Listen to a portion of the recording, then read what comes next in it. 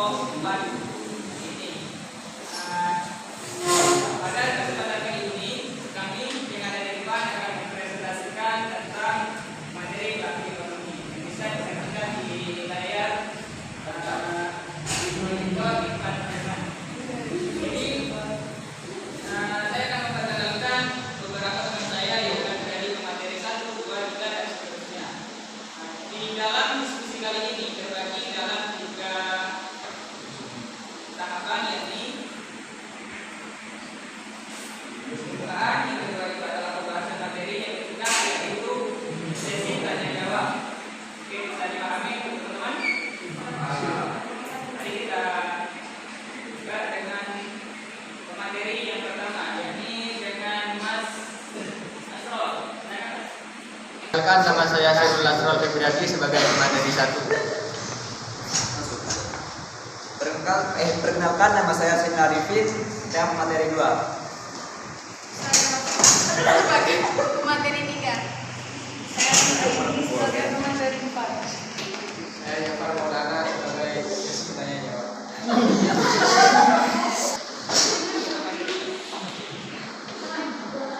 Akan mempresentasikan perilaku ekonomi.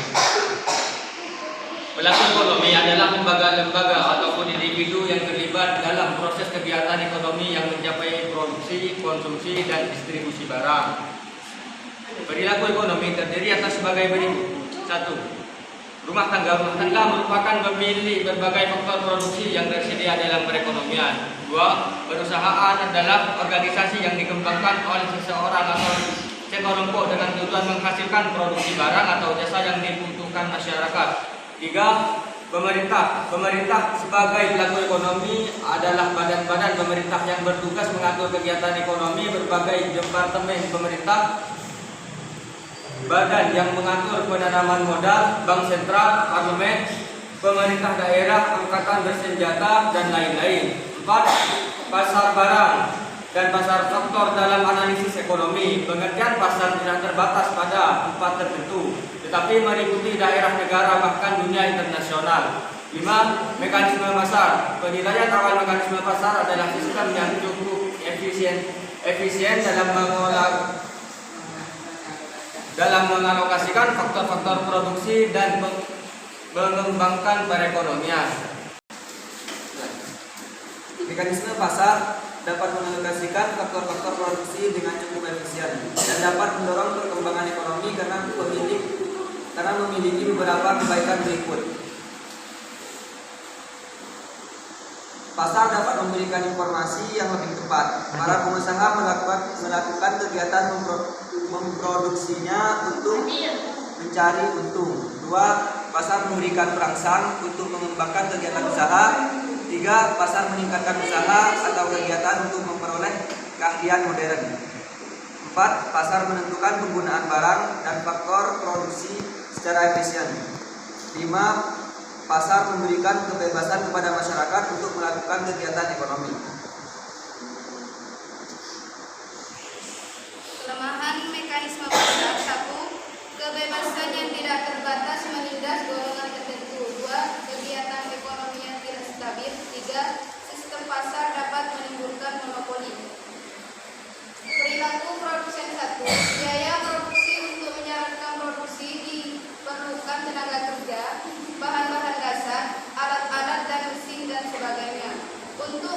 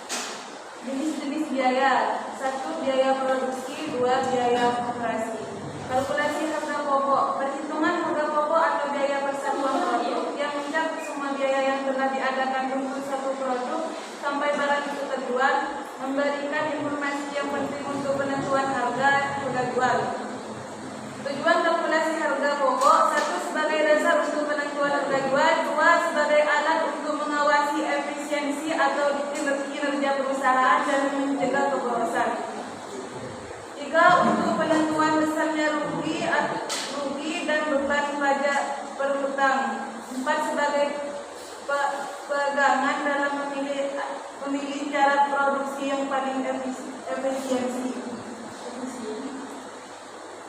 Oke. Baik, untuk pemaparan pada sesi tadi ini materi-materi sudah dijelaskan oleh teman-teman. Menuju sesi yang ketiga, yakni sesi tanya jawab. Mungkin dari teman-teman ada yang mau bertanya tentang materi-materi yang sudah dipaparkan oleh Bapak dan Mas di depan ini. Untuk pertanyaan kami batasi 3 pertanyaan dari teman-teman. Oke, teman. Untuk pertanyaan bisa dibuka. Silakan dari Mbak. Terjadi jika salah satu pelaku ekonomi tidak ada dalam suatu kegiatan ekonomi.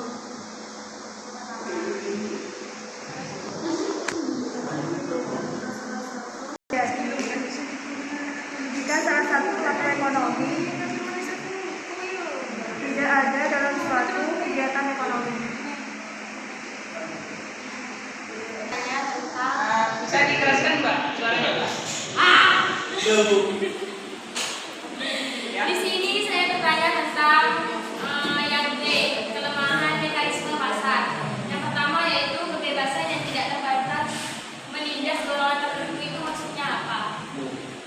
Dan contohnya. Bisa Kata-katanya kurang.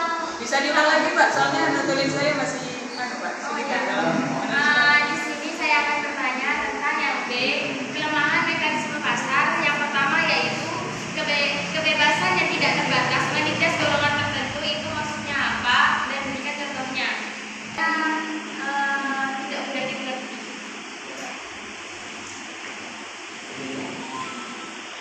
Untuk pertanyaan terakhir dari teman-teman.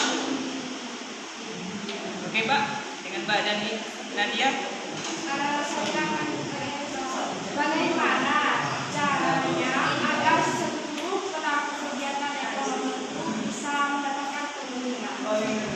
Bisa diulang Mbak dan dikeraskan Mbak, soalnya. Bagaimana caranya agar seluruh pelaku kegiatan ekonomi mendapatkan keuntungan? Bagaimana caranya? Bagaimana caranya agar seluruh pelaku ekonomi itu mendapatkan keuntungan? Agar mendapatkan keuntungan.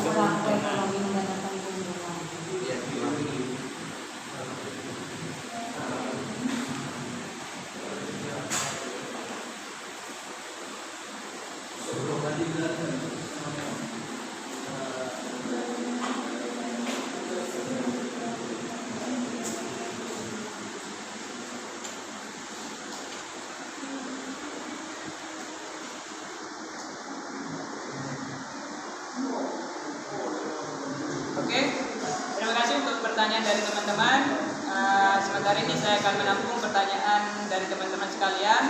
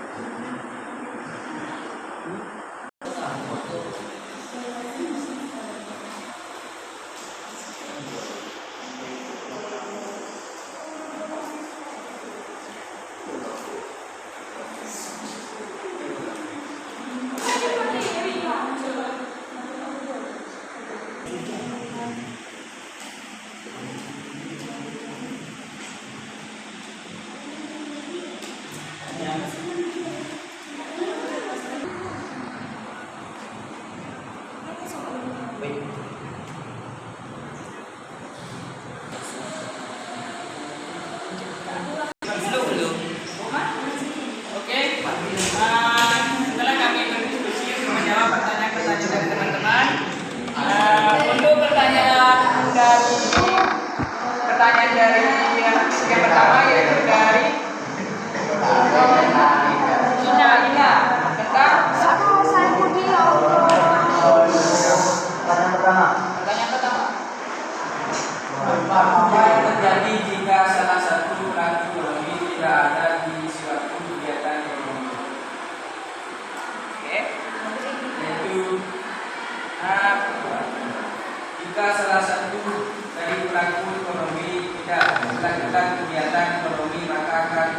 merugikan perekonomian itu sendiri.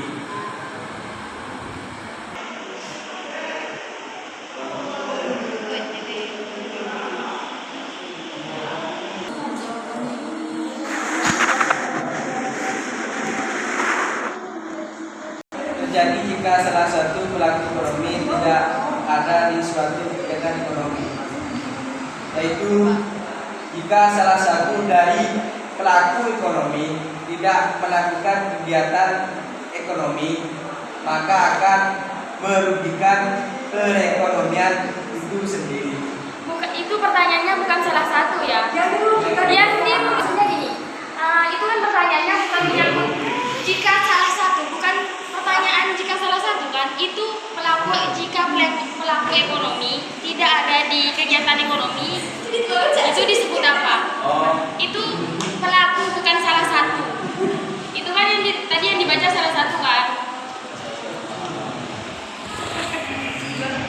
Pertanyaan tidak ada di kegiatan ekonomi akan merugikan perekonomian itu sendiri. Contohnya. Yang disebut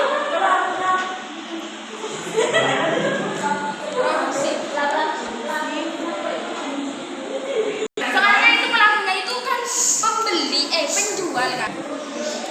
Oke, saya sebagai moderator akan menyimpulkan tentang pertanyaan dari Mbak Ima. Mengapa jika atau bagaimana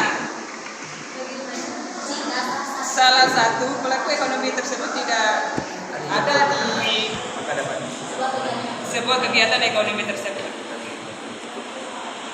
Saya simpulkan sedikit, mungkin bisa ditambah oleh teman-teman. Maksudnya adalah perekonomian terjadi karena adanya dua faktor, yakni antara produsen dan konsumen yang dijemput atau dijempati dengan cara menghubung, yakni antara transaksi jual beli. Seperti itu. Nah, contoh, saya membuka toko, saya menjual ATK, Anda membutuhkan ATK. Otomatis, kalau ada interaksi saya dengan Anda, itulah bisa dikatakan dalam kegiatan perekonomian yang menghasilkan uang atau menghasilkan. Nah, jika saya mempunyai toko namun tidak ada pembelinya, itu bukan yang dinamakan dengan kegiatan perekonomian karena tidak ada interaksi antara produsen dengan konsumen. Bisa dimengerti? Itu kesimpulan peserta dengan contoh sederhananya. Bagaimana Bu Mbak Ina, puas atau tidak? Oke, terima kasih. Tentang apa, Pak? Maksud dan contoh dari Pelaksanaan tidak terbatas menindas. Oke, bisa dijawab. Antar peneliti. Melakukan kegiatan ekonomi yang tidak ada batasnya dapat merugikan golongan yang lemah dan kaum minoritas. Contohnya, sebuah toko barang-barang, tapi barang-barangnya itu dijor-joran, otomatis stoknya tidak ada, begitu. Terus harga akan melambung tinggi, kan pastinya akan menindas pada golongan tertentu, begitu. Sudah dimengerti loh. Contoh-contoh yang efisien yang mudah dimengerti. Yang curi ya, aduh. Contohnya, maka di jam untuk jor-joran tak ada stoknya, pajar mahal, dilarang. Iya, sebenarnya benar dari apa nggak bisa larang. Yang ngerti? Gimana? Bisa dipahami? Bisa. Tidak usah memberikan kesimpulan. Oke, lanjut pertanyaan yang terakhir atau yang ketiga dari Mbak Nadia. Itu tentang apa, Pak? bagaimana caranya agar seluruh pelaku ekonomi mendapatkan keuntungan.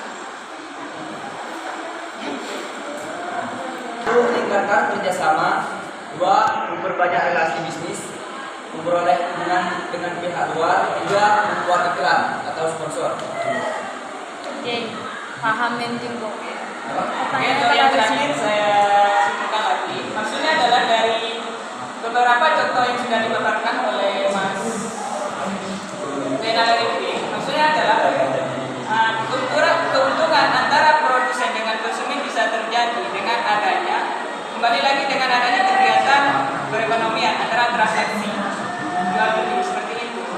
dengan adanya faktor-faktor yang disebutkan oleh Mas Zainal itu adalah sebuah solusi untuk mendapatkannya sebuah informasi.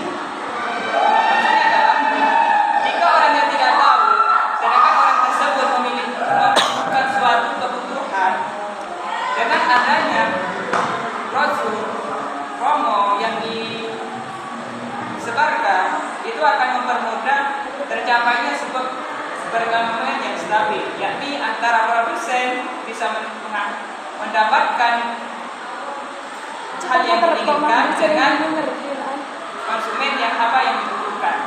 Bisa dipahami? Mungkin dari teman-teman masih kurang puas dengan pertanyaan-pertanyaan yang teman-teman lontarkan, yang kami lontarkan juga. Puas? Sudah puas.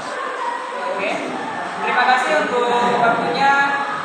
Mohon maaf bila banyak salah kata dari saya pribadi atau